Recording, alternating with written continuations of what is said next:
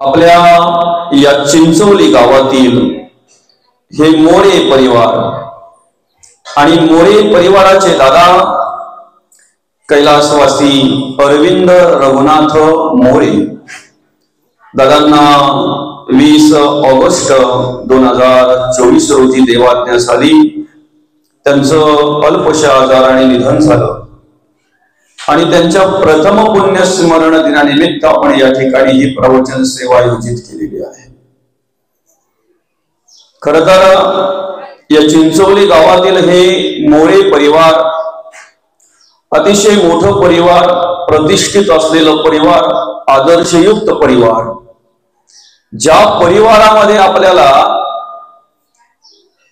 राजकीय क्षेत्रामध्ये कार्य करणारी काही मंडळी, काही माणसं आपल्याला पाहायला मिळतात, सामाजिक क्षेत्रामध्ये कार्य करणारी काही माणसं आपल्याला पाहायला मिळतात, शैक्षणिक क्षेत्रामध्ये या ठिकाणी चांगल्या प्रकारची कार्य करणारी माणसं आपल्याला ज्या परिवारामध्ये पाहायला मिळतात, कला क्रीडा क्षेत्रामध्ये ज्या परिवारामध्ये आपल्याला अनेक मुलं तरुण पाहायला मिळतात, असा हा मोरे परिवार। आणि या मोरे परिवारातील आमचे दादा रघुनाथ दादा खरं तर सामाजिक कार्यकर्ते, समाजसेवक,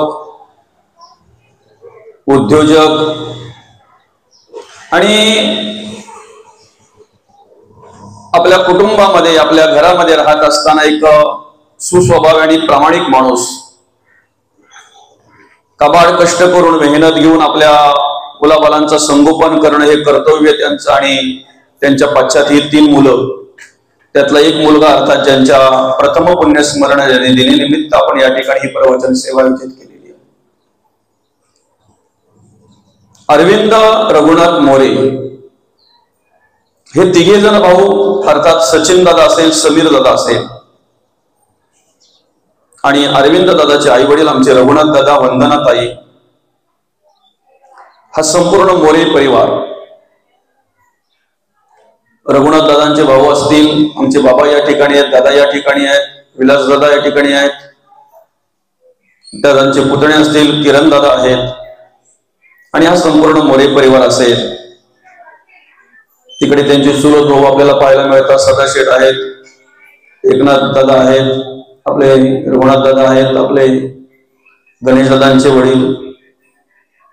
अशा प्रकारे हा संपूर्ण मोरे परिवार आणि हे अतिशय राजकीय क्षेत्रामध्ये, सामाजिक क्षेत्रामध्ये, उद्योजक क्षेत्रामध्ये अतिशय चांगल्या प्रकारे कार्य करणारा परिवार, भरगच्च असा परिवार। आणि भरगच्च अशा परिवारातून ज्या वेळेला एखादा तरुणा मुलगा निघून जातो ना, त्यावेळेला काय दुःख होत असेल ते त्यांनाच माहिती। ज्यांच्या प्रथम पुण्यस्मरण दिनानिमित्त आपण या ठिकाणी ही प्रवचन सेवा आयोजित केलेली आहे, आपल्या या मोरे परिवारातील आपल्या सर्वांचे आवडते दादा कैलासवासी अरविंद रघुनाथ मोरे। या मोरे परिवारातील जी तरुणी ताट मुलं, जी अतिशय चांगल्या प्रकारे कार्य करणारी सगळी मुलं आणि त्या मुलांप्रमाणेच आमचे अरविंद दादा, एक जबाबदारी आहे आपल्यावर, आई वडिलांची, भावंडांची, समाजाची, घराची, कुटुंबाची, त्या जबाबदारीने वागणारे आमचे अरविंद दादा, सुस्वभावी आणि स्वज्वल मनाचे, अतिशय शांत स्वभावाचे, बरं का। ज्या पद्धतीने इतर भावंड आपले कार्य करतायत, काम करतायत, त्या पद्धतीने आपणही आपल्या समाजामध्ये, आपल्या कुटुंबामध्ये काम करावं, आपल्या असणाऱ्या लहान भावांना मार्गदर्शन करावं, आपल्या वडिलांचे काठी, आपल्या आईचे काठी म्हणून, आधार म्हणून आपण कार्य करावं। आणि अशा प्रकारे हा गुण्या गोविंदाने चालू असलेला हा संसार, हे कुटुंब गुण्या गोविंदाने नांदत असलेलं, अचानक दादांना काय ताप थंडी यावा आणि त्यांना दवाखान्यामध्ये दाखल करावा। त्या ठिकाणी दवाखान्यामध्ये दाखल केल्यानंतर मग कुठेतरी एक आजार समजावा आणि त्या आजाराच्या निमित्तानं अर्थात त्याच्यावर उपचार व्हावेत म्हणून मोठमोठे दवाखाने, जिथे उपचार होईल, जिथे फरक पडल, अशा प्रकारे ती धावपळ सुरू झाली या परिवाराची, या मोरे परिवाराची। कदाचित मुलं आई वडिलांच्या सेवेमध्ये कमी पडतात, आपल्याला या कलियुगामध्ये अशी कितीतरी उदाहरणं भेटतात कितीतरी उदाहरणं पाहायला मिळतात की मुलं आई वडिलांच्या सेवेमध्ये कमी पडतात, पण आई वडील मुलांच्या बाबतीत कधीही कमी पडत नाही, कधीही कमी पडत नाही. आणि त्याचप्रमाणे केवळ आई वडीलच नाही, आमचे रघुनाथ दादा असतील, आमच्या वंदनाताई असतील, केवळ हेच नाही तर परिवारातील सर्वच दादांचे मोठे भाऊ असतील, बारके भाऊ असतील, पुतणे असतील, आमच्या किरण दादा सकट, विलास दादा सकट, सगळ्यांची धावपळ चालू झाली. का?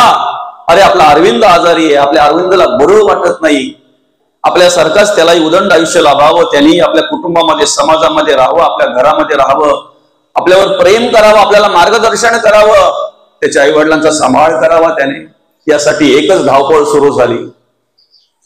आणि एखाद्या मुलासाठी एखाद्या कुटुंबाने किती करावं, जवळजवळ 1 महिनाभर दादावर उपचार चालू होते त्या ठिकाणी दवाखान्यामध्ये. 1 महिनाभर त्या परिवाराची धावपळ सुरू होती. बरं का तर आमच्या अरविंद दादाला बरं वाटलं पाहिजे, आमचा अरविंद दादा बरा होऊन घरी आला पाहिजे. बरं का? आणि अशा प्रकारे डॉक्टरांनी सांगावं तेवढं सांगावे ते प्रयत्न करावं. बरं का? खर्चातही कमी पडले नाहीत, जेवढं सांगावं तेवढा खर्च करावा, जो होईल तो खर्च करायला तयार आहेत. फक्त आमचा अरविंद दादा आमच्या घरी सही सलामत व्यवस्थित अगदी बरा होऊन घरी आला पाहिजे, हाच उद्देश आणि ह्याच उद्देशाने ह्या मोरे परिवाराची धावपळ सुरू होती. पण असं म्हणतात, आपण किती जरी ठरवलं, आपण किती जरी काही केलं तरी माणसाचं आयुष्य आपल्या हातात नाही. बरं का? बाकीच्या सगळ्या गोष्टी आहेत पण आयुष्य नाही ना आपल्या हातात. आणि म्हणून जवळजवळ अर्धा करोड रुपये, 50 ते 60 लाख रुपये खर्च करूनही अजून काही लागतील तर अजून सांगा, फक्त आमचा अरविंद दादा बरा झाला पाहिजे. बरं का? अशा प्रकारची तयारी असतानाही, एवढा खर्च करूनही, त्या ठिकाणी एवढी धावपळ करूनही, 1.5 महिना जवळजवळ प्रयत्न करूनही प्रयत्नाला अपयश आलं. आणि साधारणतः मंगळवार दिनांक 20 ऑगस्ट 2024 रोजी वयाच्या अवघ्या 32व्या वर्षी दादांनी तुमचा आमचा निरोप घेतला. बरं का? आता अतिशय खरं तर या ठिकाणी सांगावंसं वाटतंय की 4-5 महिने फक्त लग्नाला झाले होते. बरं का? आणि कुठे संसारही बघितला नाही, काय कशाला संसार म्हणतात, कशाला सुख म्हणतात, कशाला प्रपंच म्हणतात, काही अनुभवच नाही का?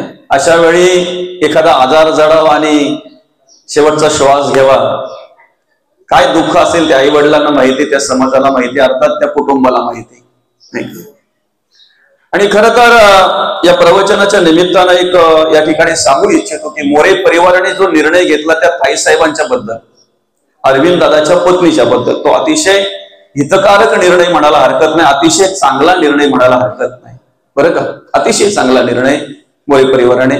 आणि असं कोण करू शकते, ज्यांची मनं मोठी आहेत ना बाबा, नाही का, जे मनाने श्रीमंत आहेत ना, ते माणसंच असा विचार करू शकतात की अरे आपण जगावं, आपल्याला चांगल्या प्रकारे राहावं, आपण चांगल्या प्रकारे सगळं समाजामध्ये कार्य करावं, संसार करावा, मग इतरांना पण तो अधिकार आहे ना, याचा विचार जे करतात ते मनाने श्रीमंत असतात. बरं का? ते नक्कीच विचाराने श्रीमंत असतात. आणि म्हणून खऱ्या अर्थानं दादांना भावपूर्ण श्रद्धांजली आपल्याकडून अर्पण व्हावी, एक कृतज्ञता व्यक्त व्हावी, या उद्देशाने या ठिकाणी आपण दादांचं प्रथम पुण्यस्मरण आपण आयोजित केलेलं आहे. खरं तर ज्या परिवारामध्ये दादा आणि दादांनी कार्य केलं, त्या परिवाराचं कार्य आपल्याला समाजामध्ये वेगवेगळ्या प्रकारे पाहायला मिळत आहे.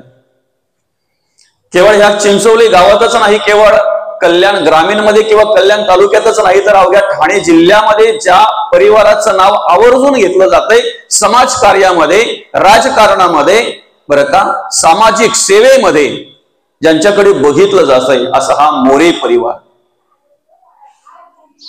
आणि कुठेही कमी नाहीत, समाजाच्या सेवेमध्ये कमी नाहीत. कुठे कोणाची काय अडी अडचण असेल, कुठल्याही प्रकारे काही आपण पाहतोय, म्हणजे प्रत्यक्ष आपल्याला तो अनुभव आहे.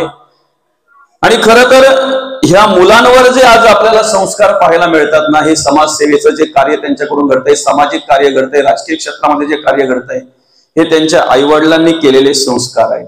बरं का? त्यांच्या पूर्वजांनी केलेले त्यांच्यावर ते संस्कार आहेत.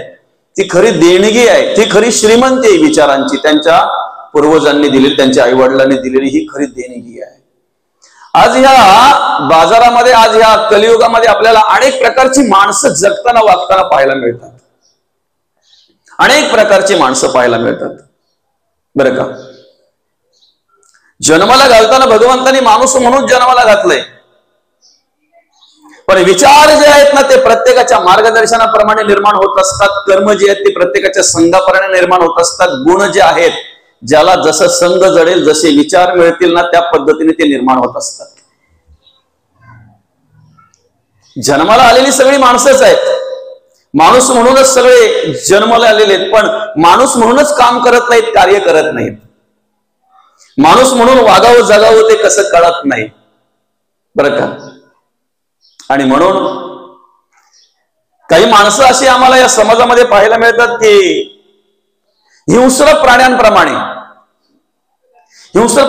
म्हणजे एखादा वाघ बघा कसा असतो, स्वतःला भूक लागलेली आहे. आता वाघाला भूक लागल्यानंतर त्याला काय फ्लावर कोबी चालेल का, बटाट्याची गोण चालेल त्याला? म्हणजे आपली भूक भागण्यासाठी समोरच्याचा जीव जातोय याचाही विचार न करणारी माणसं आम्हाला समाजामध्ये पाहायला मिळतात. त्या वृत्तीची, त्या बुद्धीची, त्या विचाराने चालणारी माणसं बरं का. काही माणसं अशी आहेत की आपण जगताना, आपण वागताना आपला कितीही नुकसान झाला तरी चालेल, पण समोरच्याचा पण नुकसान झाला पाहिजे. रात्रीच्या वेळी जेव्हा आपण ती मेणबत्ती किंवा बत्ती लावतो बघा, आता बत्ती आताच्या पोरांना माहित पण नसेल नाही का दादा. पहिले संध्याकाळी म्हणजे घरातल्या म्हाताऱ्या माणसांना, वृद्ध माणसांना काम असायचं, त्या काय बत्त्या सगळ्या गोळा करायच्या, त्याला वाती काढायच्या, त्याच्यात रॉकेल भरायचा आणि सगळ्या रॉकेल भरून ठेवायच्या नाही का. म्हणजे लाईट गेली ते लावायला लगेच मोकळ. संध्याकाळी रोजचं काम असायचं ते घरातल्या वृद्ध माणसांना. आता ती बत्ती ज्या वेळेला आपण लावायचो ना दादा, किंवा मेणबत्ती ज्या वेळेला आपण लावायचो ना, त्यावेळेला एकदा अंधार पडला, ती बत्ती लावली की त्याच्यावर एक पाखरू यायचं, ते झेपा यायचं बघा ते नाही का, ते भाजायचं, जळायचं, त्याचे पंख जळायचे, शेवटी मरायचं ते, पण बत्ती विझवूनच मरायचं. मला सांगा आता बत्ती विझवून त्याला काय फायदा झाला बरं? काय मिळालं त्याला? उलट अर्थी त्या ठिकाणी झेपा घेता घेता त्या बत्ती विझवण्याच्या नादामध्ये स्वतःला प्राण गमवावं लागला. अशी काही माणसं आम्हाला या समाजामध्ये पाहायला मिळतात की आमचं किती नुकसान झालं तरी चालेल, पण त्याचंही नुकसान करून ठेवे, ना स्वतःचा फायदा ना समोरच्याचा फायदा. दुसरा प्रकार वाघाप्रमाणे, सिंहाप्रमाणे, आम्हाला भूक लागली ना, समोरच्याचं किती नुकसान होऊ दे, आमचा फायदा झाला पाहिजे फक्त बरं का.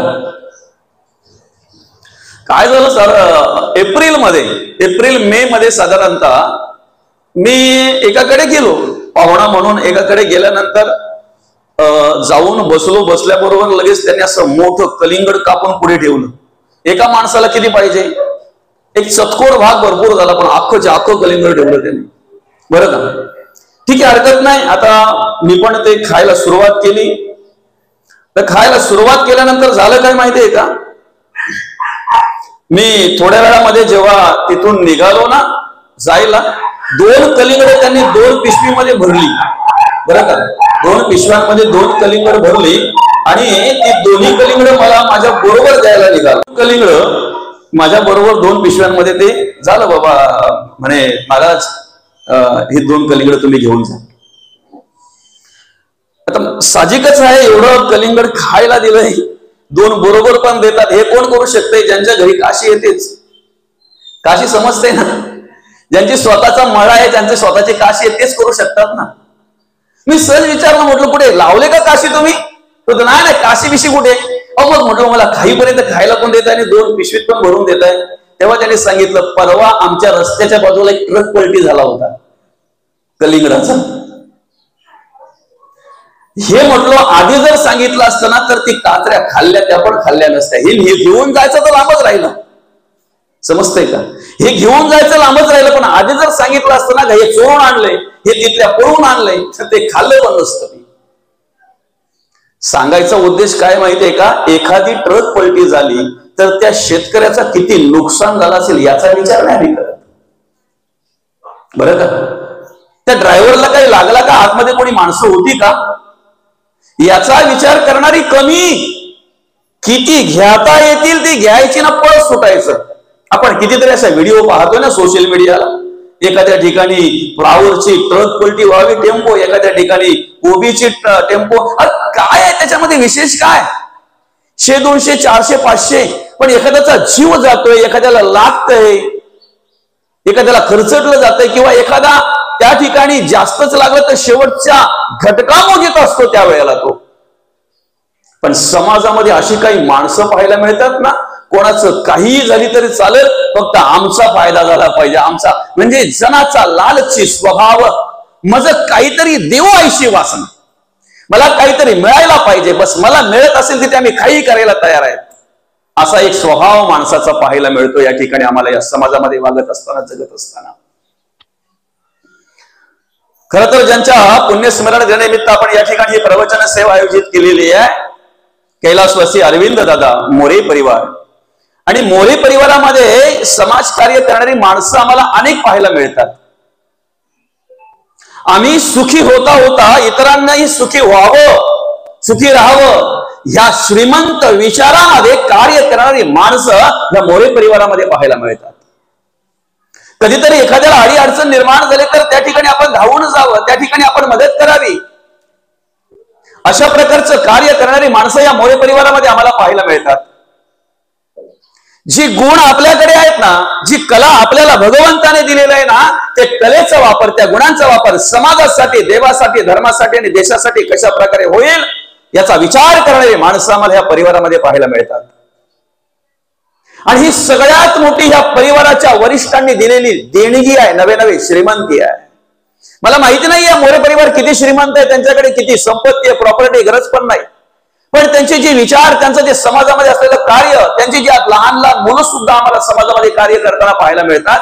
हे सगळ्यात मोठी विचाराची श्रीमंती त्यांच्या आई वडिलांनी आणि त्यांच्या पूर्वजांनी त्यांना दिलेली आहे. अनेक प्रकारची माणसं आम्हाला या ठिकाणी या समाजामध्ये पाहायला मिळतात, पण खऱ्या अर्थानं आम्ही त्यांचा अभ्यास केला पाहिजे. ज्या माणसांनी मूर्तीरूपी देवाची सेवा करता करता चालत्या बोलत्या देवांची सेवा केलेली आहे. या कलियुगामध्ये असे कितीतरी महात्मे आहेत, या कलियुगामध्ये असे कितीतरी आम्हाला आदर्शयुक्त जीवन जगलेले, ज्यांचा आदर्श घ्यावा, या नरदेहामध्येच येऊन या नरदेहा रूपी देहाची सेवा करणारे, या नरदेहा रूपी देवाची सेवा करणारी अनेक माणसं आम्हाला पाहायला मिळतात, बरं का. जगद्गुरु तुकोबांचा जर विचार केला ना, तर जगद्गुरु तुकोबांनी कदाचित मंदिरातल्या देवाची सेवा कमी केली असेल, बरं का. जगद्गुरु तुकोबांच्या चरित्राचा जर विचार केला तर कदाचित मंदिरातल्या मूर्तीरूपी देवाची सेवा कमी केली असेल, पण तुमच्या आमच्या सारख्या देवांना वंचित सोडलं नाही, बाजूला सोडलं नाही. जेवढी सेवा करता येईल ना तेवढी पुरेपूर सेवा जगद्गुरु तुकोबांनी चालत्या बोलत्या देवांची केली. मौली ज्ञानोबांचा सुद्धा अभ्यास करा ना, मौली ज्ञानोबांचा सुद्धा चरित्र वाचा, त्यांचा अभ्यास करा, त्यांचं जीवन चरित्र बघा, त्यांनी केलेलं कार्य बघा, त्यांनी खरी भक्ती कोणती केलेली आणि खरी कोणत्या भक्तीला अधिक करून महत्व दिलेलं आहे.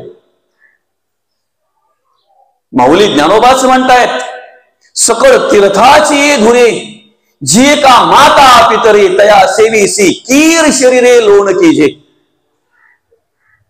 चालत्या बोलत्या देवांची सेवा घडावी, चालत्या बोलत्या मनुष्यरूपी देवांची सेवा घडावी, हा उद्देश संतांचा होता आणि हेच कार्य संतांनी केलेलं आहे. रस्ते साफ करता करता आपल्या कीर्तनाच्या माध्यमातून ज्यांनी लोकांची मनही स्वच्छ केली ना, त्या गाडगे बाबांचा हा महाराष्ट्र आहे. अरे एखाद्याला जर एखादा आजार झाला ना बाबा, तर लगेच अभ्यासू माणसं जी असतात ना, अभ्यासाने पंडित असलेली, ती लगेच तर्क वितर्क काय करतात माहितीये, कर्मच तशी त्याची, कर्माची फलं भोगतोय तो. अरे कसली कर्म आणि कसलं काय, प्रारब्ध, संचित आणि क्रियमान कर्म हे तिन्ही भोगायचे असतात माणसाला. कदाचित पूर्वजन्मचं काहीतरी असेल ना, पूर्वी जन्माचं काहीतरी असेल, किंवा भगवंताला त्याला ह्याच जन्मामध्ये मुक्त करून घ्यायचं आहे ना, असे कितीतरी महात्मे तुम्हाला दाखवतोय ज्यांना अतिशय वेगळ्या प्रकारचे आजार होऊन आणि त्यांनी ह्या शेवटचा श्वास घेतलेला ह्या जगाचा. कितीतरी तुम्हाला असे महात्मे दाखवतोय की त्यांना कुठल्या प्रकारचा एखादा रोग जडला गेला, कुठल्या प्रकारचा एखादा आजार झाला आणि त्या आजारात त्यांचा देहांत झाला. कदाचित भगवंताला त्यांना ह्याच जीवनात मुक्त करायचं असेल, तर परत ठेवायचं नसेल ते सगळे काही, म्हणून मग त्या भगवंताने त्या अवस्थेमध्ये त्यांना तिथे ते हे केलं असेल, तशा पद्धतीने त्यांचा ते विचार केला असेल. अशी कितीतरी माणसं होती ज्या माणसांना समाजाने ठीक आहे ना, कुटुंबाने ठीक आहे ना, पण घरातल्यांनी सुद्धा बाजूला केलं होतं. घरातल्यांनी सुद्धा बाजूला केलं होतं. संसर्गजन्य रोग एकापासून दुसऱ्याला होऊ नये म्हणून अशी कितीतरी कुष्ठरोगी माणसं अशी शेवटचे श्वास अशी तडफडत राहिलेली होती. पण अशा सगळ्यांना जवळ करून त्यांच्यावर उपचार करण्याचं काम आणि त्यांची सेवा करण्याचं काम ज्यांनी केलं ना, त्या बाबा आमटेंचा हा महाराष्ट्र आहे. त्याच्या पुढे जाऊन सांगू का, जिला माया मिळाली नाही, जिला संसारात राहू दिलं नाही, जिला घराच्या बाहेर काढलं ना, अशा माय माऊलींनी अनेक अनाथ मुलांना जवळ केलं आणि एक नाही, दोन नाही, 100 नाही, कित्येक हजार अनाथ मुलांची जी माय झाली ना, त्या माई सिंधुताई सपकाळ अर्थात त्या माईंचा हा महाराष्ट्र आहे. आणि म्हणून ज्या वेळेला आम्ही चालत्या बोलत्या देवांची सेवा करतोय ना, ज्या वेळेला आमच्याकडून ही सेवा घडली जाते ना, त्यावेळेला मंदिरातल्या देवाची सुद्धा कृपा आमच्यावर होते. फरक काय माहिती का, आम्ही दगडात देव पाहतोय, आम्ही गोमाता आहे, गायीमध्ये देव पाहतोय, पाहिलंच पाहिजे. कधीतरी आम्ही कावल्याची सुद्धा आतुरतेने वाट पाहतोय आजच्या दिवसाला, बरं का. प्राण्या पक्ष्यांमध्ये आम्ही देव पाहतोय. अरे एखादा जर समजा महादेवाच्या पुढे असेल तर त्या ऋषभाला नंदी म्हणून आम्ही नमस्कार करतोय. एखाद्या देवीच्या पुढे जर असेल तर हिंस्र प्राण्याला अर्थात त्या वाघाला, शिवाला सुद्धा आम्ही नमस्कार करतोय. एवढं कशाला, आमचे पाय कुरतळून कुरतळून खाणारा जो उंदीर आहे ना, त्या उंदराला सुद्धा आम्ही नमस्कार करतोय. तो उंदीर फक्त गणपतीच्या पुढे पाहिजे. प्राण्या पक्ष्यांमध्ये आम्हाला देव दिसतोय, आम्हाला दगडामध्ये देव दिसतोय, आम्हाला एखाद्या सुकलेल्या लाकडामध्ये देव दिसतोय, पण माणसात देव दिसत नाही. ही सगळ्यात मोठी खंत आहे, ही सगळ्यात मोठी खंत आहे. जली स्थली काष्टी पाषाणी सबाह्य अभ्यंतरी जे भरलेलं आहे, जलामध्ये देव आहे, काष्टामध्ये देव आहे, भूमी म्हणजे देव आहे, दगड म्हणजे देव आहे, प्रत्येक चराचर म्हणजे देव आहे. नवे नवे त्या देवाने निर्माण केलेली ती सृष्टी आहे, त्या सृष्टीमध्ये देव आहे. हे सगळं पाहत असताना ज्या दिवशी आम्हाला माणसात देव आहे आणि त्या माणसातल्या देवाची सर्वप्रथम आम्ही विचार केला पाहिजे, सेवा केली पाहिजे. हा विचार ज्या दिवशी आमच्या अंतःकरणामध्ये येईल ना, त्या दिवशी खरा परमार्थ आणि खरी भक्ती आमच्याकडून घडल्याशिवाय राहणार नाही. खरा परमार्थ आणि खरी भक्ती आमच्याकडून घडल्याशिवाय राहणार नाही. आणि म्हणून अशी अनेक प्रकारची माणसं आम्हाला पाहायला मिळतात. स्वतःचं नुकसान करून दुसऱ्याचंही नुकसान करणारा तो पतंग पक्षी, तो कीटक, तो पाखरू, बत्तीवर येणारा, स्वतःचं नुकसान करून स्वतःचा फायदा करून घेणारा, इतरांचं नुकसान करून स्वतःचा फायदा करून घेणारा, तो वाघ म्हणावं, हिंस्र प्राणी म्हणावेत. पण असे काही आहेत की आम्हाला जे साध्य करायचं आहे ना, ते साध्य करता करता इतरांचाही विचार करता आला पाहिजे, इतरांचाही विचार करता आला पाहिजे. आम्ही जगता जगता इतरांनाही जगवता आलं पाहिजे. आम्ही जगता जगता इतरांच्याही जगण्याचा विचार केला पाहिजे. आम्ही सुखी होता होता इतरांच्याही सुखाचा विचार केला पाहिजे. अशी काही माणसं आम्हाला पाहायला मिळतात. नदीच्या उगमापासून तिच्या मनामध्ये एकच विचार असतो, मला कुठे जाऊन भेटायचंय? सागराला जाऊन भेटायचंय. नदीच्या उगमापासून तिच्या मनामध्ये एकच विचार असतो, मला सागराला जाऊन भेटायचं आहे. म्हणजे सागराला भेटणं हे तिला साध्य करायचं आहे. सागराची भेट हे तिला काय करायचंय? साध्य करायचं आहे. पण ते साध्य करता करता अनेक गावांची तहान भागवते ना, ते साध्य करता करता अनेक शेतकऱ्यांच्या शेतीला पाणी देते ना, ते साध्य करता करता अनेक प्राण्या पक्ष्यांची तहान भागवते ना, ते साध्य करता करता कितीतरी प्रकारे कित्येकांना तृप्त करत मग ती सागराला भेटायला जाते, मग ती सागराला मिळते. तसं समाजामध्ये अशी काही माणसं पाहायला मिळतात की त्यांचं ते कार्य साध्य करत असताना इतरांचाही विचार करत असतात. आम्हाला जगायचं आहे, आम्हाला जगावंसं वाटतंय. मग जसं आम्हाला जगायचं आहे आणि आम्हाला जर जगावंसं वाटतंय ना, तर प्रत्येक प्राण्यापक्षाला सुद्धा जगण्याचा अधिकार आहे ना. प्रत्येक सृष्टीत ह्या निर्माण केलेल्या प्रत्येक जीवाला जगण्याचा अधिकार आहे ना. हे ज्ञान जर आम्हाला प्राप्त झालं ना, तर खऱ्या अर्थानं आमच्याकडून परमार्थ घडेल, भक्ती घडेल. बरं का, आमचा फायदा करता करता आम्हाला जे साध्य करायचंय ते साध्य करता करता इतरांचाही विचार आम्ही केला पाहिजे. अशा प्रकारची माणसं काही कार्य करताना पाहायला मिळतात. तेवढ्यापर्यंत जरी आपल्याला जाता आलं तरी भरपूर झालं. परमार्थ करता करता एवढा जरी बदल झाला ना बाबा, तरी भरपूर झालं, भरपूर झालं. पण तेवढा तरी बदल झाला पाहिजे. परमार्थ करता करता एवढा तरी विचाराने केला पाहिजे. अरे संत म्हणतात प्रत्येक माणसाने देव व्हावं. नाही होता आलं ना, माणूस म्हणून तरी जगता आलं पाहिजे. माणूस म्हणून तरी जगता आलं पाहिजे. हेची आमचे मागणे आणि हेचे आमचे सांगणे, हेचे आमचे सांगणे, हेचे आमचे मागणे. मानसाने मानसासी मानसा समन वागणे. मानसाने मानसासी मानसा सम वागणे. वागता आलं पाहिजे, तसं जगता आलं पाहिजे.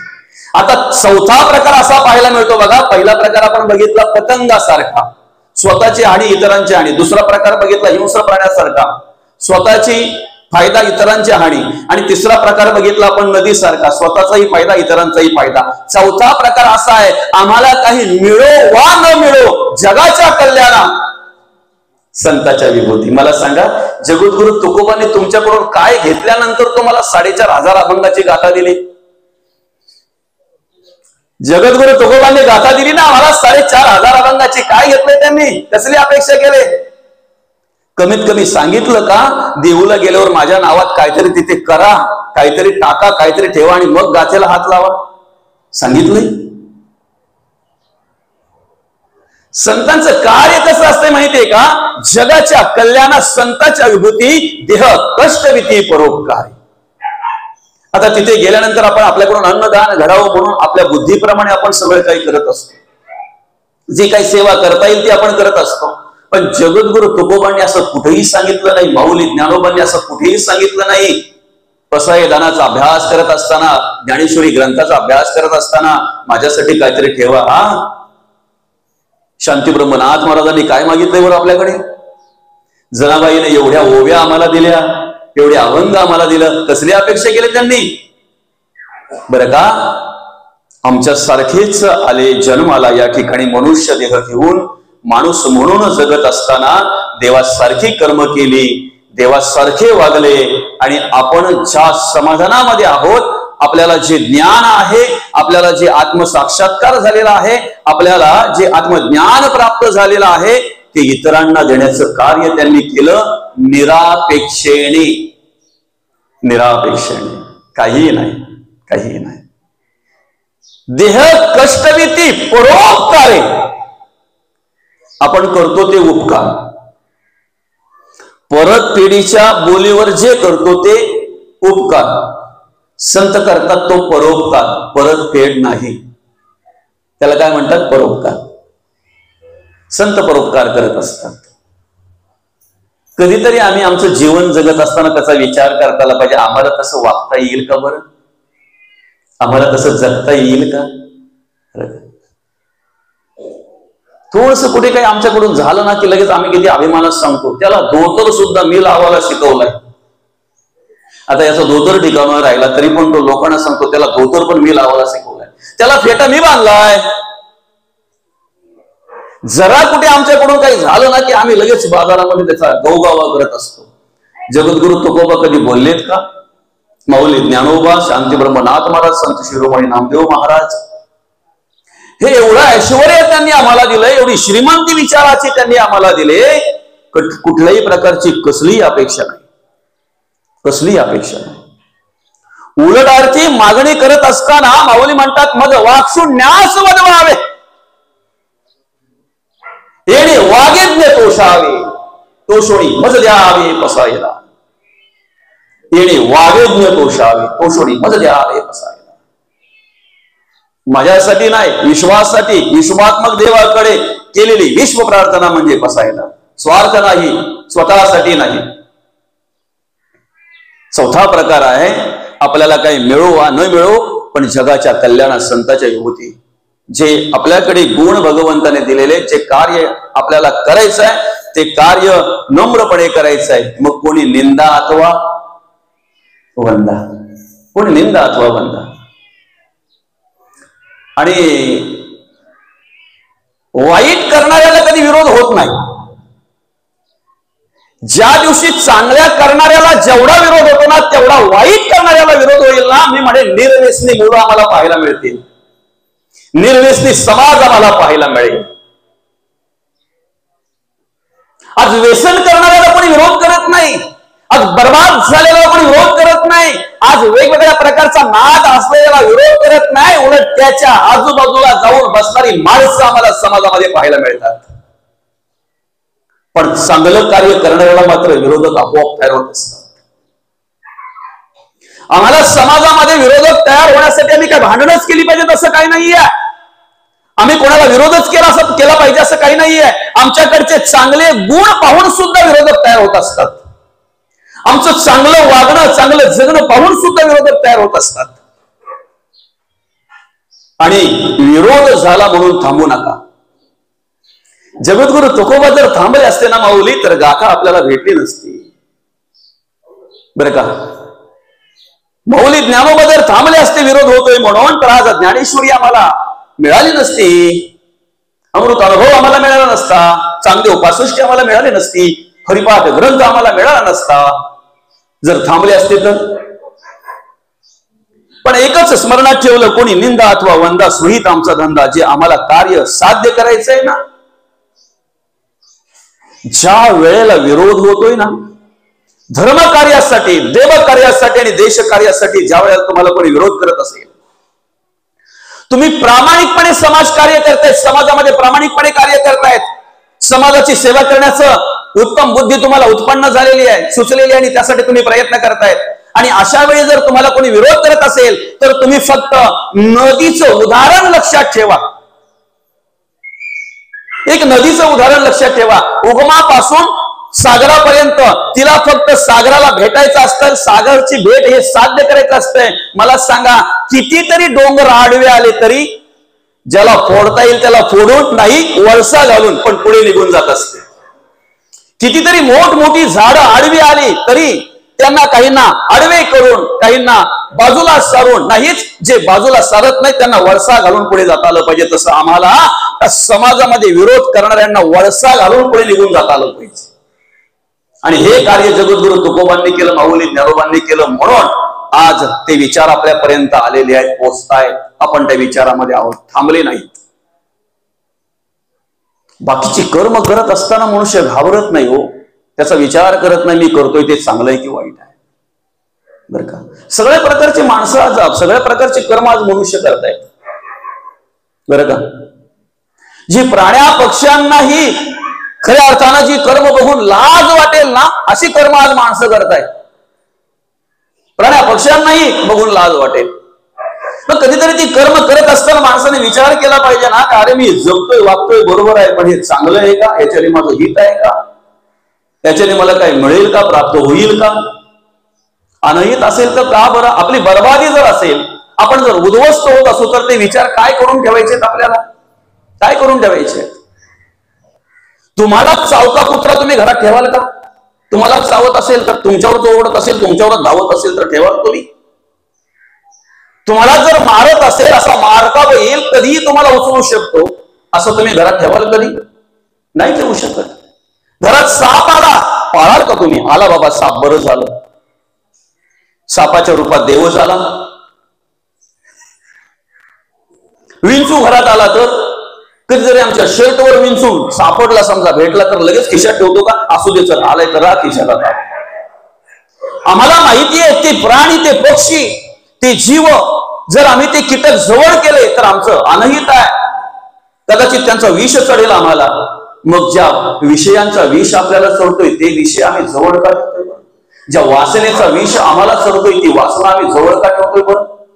ज्या विकारांचा विष आम्हाला चढतोय ते विकार, ते वाईट विचार आम्ही का जवळ ठेवतोय बरं? आमचं जीवन संपवणारे असे विषारी प्राणी जर आम्ही जवळ करत नाही तर आमचं आयुष्य बर्बाद करणारे व्यसन, वासना, ते विचार, ते नाद आम्ही का जवळ करतोय? का जवळ करतोय आम्ही? त्याचा विचार ते आम्ही करू शकत नाही का? आणि सगळ्या प्रकारची कर्म आज मनुष्य करतोय.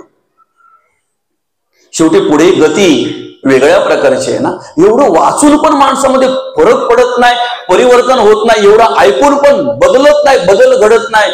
म्हणजे दगड तरी परवडला ना. टाकीने खपली फोडली ती मागुती ना जडली, पण मनुष्याची कुबुद्धी जाडली ती पुन्हा लागे. एकदा दगडाचा देव तयार झाला ना की काही वर्षांनंतरही त्या काढलेल्या खपल्या परत जाऊन चिटकत नाहीत. बघितलंय का कुठे? एखाद्या दगडाच्या खपल्या काढून काढून काढून काढून देवाची मूर्ती तयार केली की काढलेल्या खपल्या परत जाऊन त्या दगडाला चिटकल्यात. माणसाची कुबुद्धी झाडली ना. कधीतरी डॉक्टरांनी सांगितलं ना का आता तुम्हाला सोडावी लागेल, जर नाही सोडली ना तर मरणार तुम्ही. घाबरलेल्या अवस्थेमध्ये 1-2 आठवडा फक्त, नंतर विचार करतो मरायलाच का आलोय, कोण जगाला आलंय. माणसाची कुबुद्धी झाडली पुन्हा लागे.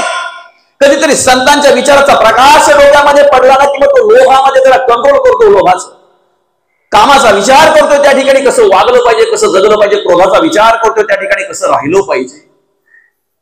पण पुन्हा तेच येर माझ्या मागल्या आणि ताकण्या चांगल्या. परिवर्तन दिसत नाही, परिवर्तन होत नाही. आणि तुम्हाला सांगू का, जेवढं आपल्या धर्मामध्ये आपण प्रबोधन करतो ना तेवढं कोणत्याच धर्मामध्ये नाही. रोजचं प्रवचन चालू आहे बाबा, रोजची कीर्तनं चालू आहेत बाबा. चिंचवलीचा हरिनाम सोहळा संपला नाही संपला की नडगावचा चालू झाला, नडगावचा संपला नाही संपला की दानगावचा चालू झाला, तिकडे दानगावचा संपला नाही संपला की लगेच तिकडे खडवलीतला चालू झाला, खडवलीतला संपला नाही संपला की लगेच वावेघरचा चालू झाला. रोजचं प्रबोधन चालू आहे. परिवर्तन आहे का? परिवर्तन आहे? त्याला कारण काय माहितीये का? आम्ही उठतानाच अंग झटकून उठत असतो. तुमचं तुम्हालाच राहू दे. श्रवण ही भक्तीची पहिली पायरी आहे, पण श्रवणानंतर मनन आहे ना. चिंतन केलं पाहिजे ना. आम्ही काय ऐकलं आठवलं पाहिजे ना. आठवलं याला मनन म्हणतात. जे ऐकलंय ते परत परत आठवणं याला मनन म्हणतात. तेवढा तरी बैलांचा एक गुण घेतला ना आपण तरी आपल्या जीवनाचा उद्धार होईल. बैल जे आहेत ना, गुरं जी आहेत ना, ते माळ रानावर गेल्यानंतर त्यांना माहिती आपलं पोट खूप मोठं आहे. 2च तास फक्त मालक आपल्याला माळावर ठेवणार आहे. त्या 2 तासामध्ये आपल्याला चारा घेऊन पोट भरायचं आहे. मग ते चारा घे घे घे घे घे घे घे घे करतात, घरी आल्यानंतर रवंत करतात. तसं आम्हालाही प्रवचन श्रवण करता करता, कीर्तन श्रवण करता करता ऐकायचं आहे. पण ऐकल्यानंतर राहिलेल्या वेळामध्ये काय ऐकलं तो विचार करायचा. आणि नुसता विचार करून तिथे थांबायचा नाही. जे चांगलं आहे ना त्याप्रमाणे जगण्याचा वागण्याचा प्रयत्न ज्या दिवशी आम्ही करू ना त्या दिवशी आमच्या समाजामध्ये परिवर्तन झाल्याशिवाय राहणार नाही. त्या दिवशी आमच्यामध्ये परिवर्तन झालेलं दिसल्याशिवाय राहणार नाही. आणि परिवर्तन व्हावं म्हणून हे अभंग आहेत, परिवर्तन व्हावं म्हणून ही गाथा आहे, गीता आहे. बरं का? एका मालकाने काय केलं माहितीये का? शेतकरी होता तो,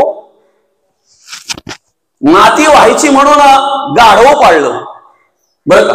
माती व्हायची म्हणून गाढव पाळलं. ओझं वाहणाऱ्याला गाढवच म्हणतात ना. गाढव पाळलं त्याने. आणि मग गाढव पाळला आणि घराची राखण करण्यासाठी कुत्रा पाळला. बरं का? आता गाढव कसं बिचार काम करायचं, माती व्हायचं, आणि माती वाहून झाली तर त्याला सोडून द्यायचं. कुठे पण जा, कुठे पण चल, परत घरी ये. तसं ते जायचं, आपलं जायचं, कुठे काय असेल पाला पाचोला ते खायचं, जे काय असेल ते. कडबा गवत काय मिळेल ते, आणि पोट भरून झालं की बरोबर ते प्रामाणिकपणे घरी यायचं. म्हणजे गाढव सुद्धा प्रामाणिक असतात, मालकाला विसरत नाहीत बरं का.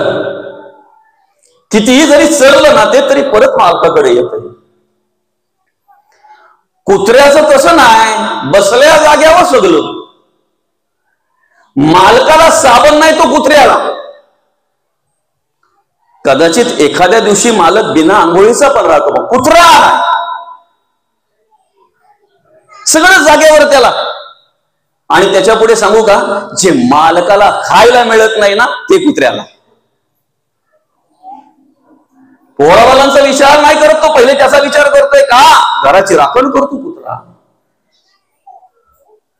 आणि मग काय झालं माहितीये का, एक 2-4 दिवस त्या कुत्र्याची खायची थोडी आबल झाली, कारण मालक जरा बाहेर जायचा ना, यायला उशीर व्हायचा, जरा काम पण होती मालकाला, आणि कार्यक्रम बरेच होते त्या टायमाला, लग्न काही, हल्दी काही, त्याला काही, बरंच काय काय काय काय. त्यामुळे थोडस दुर्लक्ष झालं त्या कुत्र्याकडे. कधीतरी शिलं मिळायचं त्याला, कधीतरी थोडंच मिळायचं त्याला बरं का. आणि विचार केला नक्की मालकाचा चाललाय काय बोलतो कुत्रा.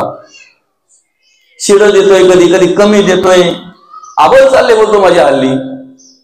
आणि नेमकं त्याच वेळेला काय झालं माहितीये का, त्याच पिरियड मध्ये कुत्रा असा अंगणामध्ये बांधलेला, बाजूला गाढव होतं ते बांधलेलं बरं का. आणि मग मध्यरात्रीची वेळ झाली आणि त्या मालकाच्या बंगल्याकडे चोर येताना दिसले. चोर येताना दिसल्यानंतर त्या गाढवाला वाटलं की हे चोर आपल्याच बंगल्याकडे येत आहेत मालकाच्या. ते कुत्र्याला सांगतंय, गाढव ओरडणारे दादा, भुंकणारे, तू भुंकलास तर मालक जागा होईल दादा. कुत्रा बोलतोय, बोल येड लागलं काय, 3-4 दिवस झालं इथं शिला मका खायला टाकतो ना, एवढी आबल चालले ना, भूक काय, भूक चाललाय तुझा, मी नाही भुकणार. ते गाढव बोलतोय, दादा अरे भूक रे, भुंकणारे दादा, तुझा आवाज काढला तर तुझा आवाज ऐकून मालक आपला उठेल, आणि नुसता आवाज जरी तो केला ना तरी चोर सुद्धा पळतील. आता कुत्राही भुंकत नाही म्हणून ते चोर अजून अजून पुढे येत आहेत. जवळ आले, अगदी दरवाजाजवळ, आता कडीला हात लावणार. आता कुत्रा तर भुकतच नाही. मग शेवटी काय झालं माहितीये का, गाढवाने ओरडायला सुरुवात केली. जशी गाढवाने ओरडायला सुरुवात केली ना, ते गाढव बोलते कुत्र्याला, ठीक आहे मग आता तुझं काम मीच करतोय, काय करतो, नाईलाज आहे, मालकाला जागा तर करायला पाहिजे. त्या गाढवाच्या आवाजात चोर तर पळून गेले, पण 4-5 ठिकाणी हल्दी खाल्लेला, जागरण असलेला तो मालक विचार करतोय, मस्त झोपलो होतो, भारी झोप लागली होती, मध्यरात्री गाढवाला काय ओरडायची गरज होती. तो बंगल्यातून बाहेर पडतानाच मोठी काडी घेऊन, दांडू घेऊन घराच्या बाहेर पडला, आणि 2-4 रट्टे तर टाकले त्याच्या. कोणाच्या? गाढवाच्या. जाऊन झोपला तो मालक. त्याला काय माहिती का ओरडला गाढव ते, बरं का. कुत्रा ओरडला असता तर त्यांनी तर्क काढला असता, कोणतरी आलं, कोणीतरी येण्याचा ना गाढवाचा ओरडण्याचा संबंधच नाही, बरं का. जाऊन झोपल्यानंतर ते गाढव बिचार एका साईडला पडलेलं 2-4 रट्टे खाऊन, ते कुत्र त्याच्याकडे पाहून हसतंय आणि बोलतंय, करशील कोणाचं पण काम.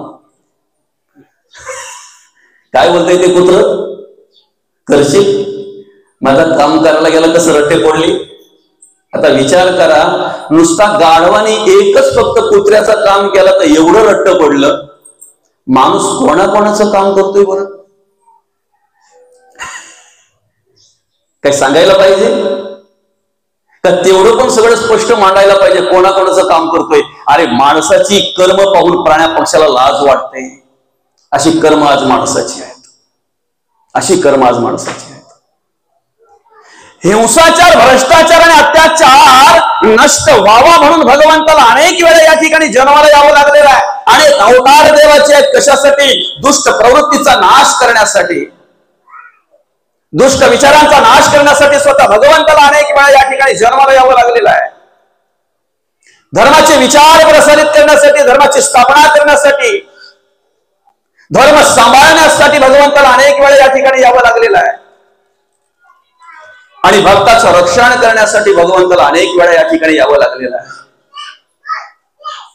आता मला सांगा ना, जेव्हा जेव्हा भगवंत येत असतात तेव्हा तेव्हा दुष्टांचा नाश करत असतात, दुष्ट प्रवृत्तीस नष्ट करत असतात, धर्माची स्थापना करत असतात, धर्म सांभाळत असतात, भक्ताचं रक्षण करत असतात. अनेक अवतार झाले भगवंताचे, अनेक अवतारामध्ये भगवंत आले. संतांच्या रूपात सुद्धा देव प्रत्यक्ष कार्य करत असतो. आज जर अंतर्मुख होऊन जर विचार केला तर भ्रष्टाचार संपला का? संपला का भ्रष्टाचार? अत्याचार संपला का? हिंसाचार संपला का? नाही संपला, नाही संपला. बरं का? प्राण्या पक्ष्यांना ही लाज वाटावी अशी कर्म मनुष्य करतोय. आणि म्हणून मग काय होतंय माहितीये का, आम्हाला वेगवेगळ्या प्रकारचं दृश्य दिसतंय ना, पाहायला मिळतंय ना, आम्ही म्हणतोय सगळं बदललं रे. आता सगळं बदललं म्हणजे नक्की काय बदललं मला सांगा. श्रीराम प्रभूंनी कृता आपला त्रेता युगामध्ये कार्य केलेलं श्रीराम प्रभूंनी आजही आपल्याला पृथ्वीवर पाहायला मिळतंय ना, आजही पृथ्वीवर पाहायला मिळतंय की ना. श्रीराम प्रभूंनी केलेलं कार्य आजही पृथ्वीवर पाहायला मिळतंय. पृथ्वी बदलली? जर बदलली असते तर ते कार्य काय पाहायला मिळालं नसतं. पांडवकालीन मंदिर आजही आम्हाला पाहायला मिळतात याच पृथ्वीवर. भगवान श्रीकृष्णांनी केलेलं कार्य आजही आम्हाला या पृथ्वीवर पाहायला मिळतंय. पृथ्वी बदलली नाही. त्यावेळेला जो सूर्य प्रकाश देत होता तोच सूर्य आजही प्रकाश देतोय ना. पाणी तेच आहे ना, आप तेच आहे ना, वायू तोच आहे ना, तेज तेच आहे ना, आकाश तेच आहे ना. मग बदलले ते काय? सफरचंदाला सफरचंदच येतात ना आज पण. संत्रीला संत्रीच येते ना आज पण. आता ते कुजवतो ती बात वेगळी, कारण ती बुद्धी आमची. संत्री कुजवतो ही बुद्धी कोणाची आहे? आमची आहे. आणि कुजवून काय काय करतो तो नाही. बघा ना, आंब्याला आंबे आले ना की आंब्याचं झाड पानांनी बहरलेलं असतंय. बरोबर आहे की नाही बाबा? त्या आंब्यांच्या पानातून आम्हाला आंबे शोधावे लागतात, फळं शोधावी लागतात. बरं का? पेरूला पेरू जेव्हा येतात ना, आता बघा ह्या पेरूला पेरू आले, अख्खं झाड पानांनी बहरलेलं आहे. अख्खं झाड पानांनी बहरलेलं आहे. चिकूला चिकू जेव्हा येतात ना त्यावेळेला ते चिकूचं झाड सुद्धा पानांनी बहरलेलं असतंय. ऐकताय ना तुम्ही?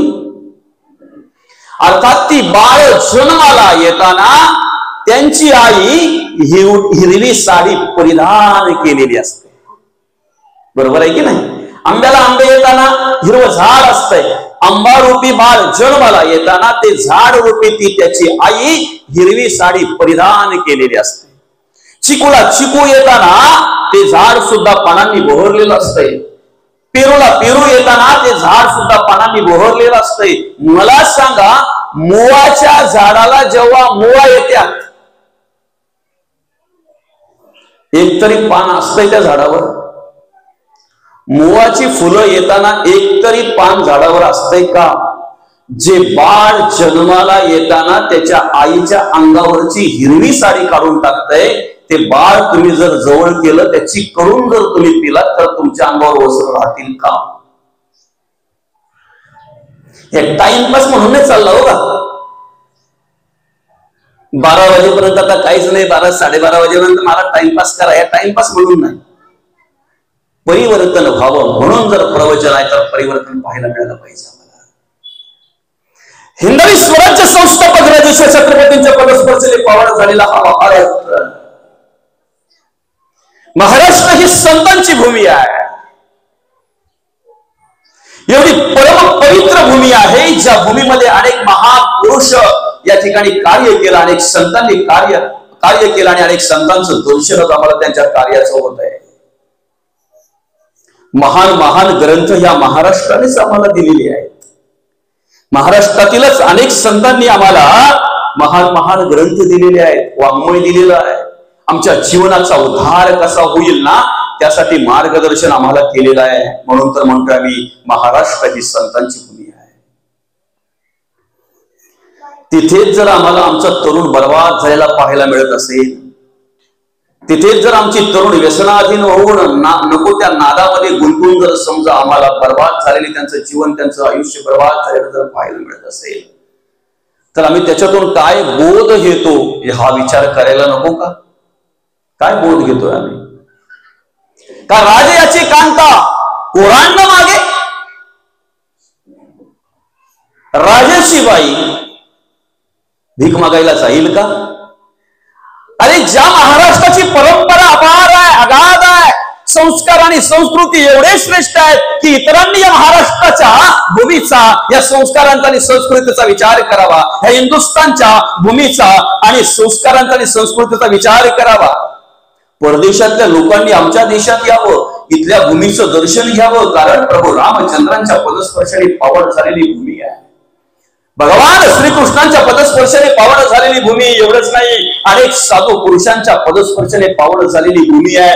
या भूमीचं दर्शन घ्यावं, इथले संस्कार, इथली संस्कृती अनुभवावी, पहावी, तिचा अभ्यास करावा आणि त्याप्रमाणे जगण्याचा, वागण्याचा प्रयत्न करावा. आम्ही इथेच असून जर आम्हाला याची किंमत कळत नसेल तर राजाची राणी भीक मागायला जाते असं म्हणायला हरकत नाही ना. अजूनही आम्हाला जर किती श्रेष्ठ संस्कार आहे, किती श्रेष्ठ संस्कृती आहे, याचं दर्शन जर अजूनही आम्हाला घडत नसेल, अजूनही जर आमचं जगणं वागणं स्वैरवैर असेल,